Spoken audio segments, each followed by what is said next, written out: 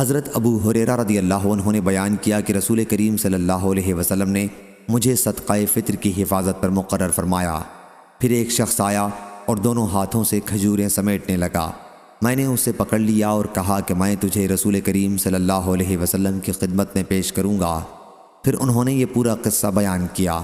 مفصل حدیث اس سے پہلے کتاب الوکالہ میں گزر چکی ہے۔ جو صدقہ فطر چرانے آیا تھا، اس نے کہا کہ جب تم رات کو اپنے بستر پر سونے کے لیے جاؤ تو آیت الکرسی پڑھ لیا کرو، پھر صبح تک اللہ تعالیٰ کی طرف سے تمہاری حفاظت کرنے والا ایک فرشتہ مقرر ہو جائے گا اور شیطان تمہارے پاس بھی نہ آ سکے گا۔ حضرت ابو ہریرہ رضی اللہ عنہ نے یہ بات آپ صلی اللہ علیہ وسلم سے بیان کی تو نبی کریم صلی اللہ علیہ وسلم نے فرمایا، اس نے تمہیں یہ ٹھیک بات بتائی ہے، اگرچہ وہ بڑا جھوٹا ہے، وہ شیطان تھا۔ صحیح بخاری حدیث نمبر 5010۔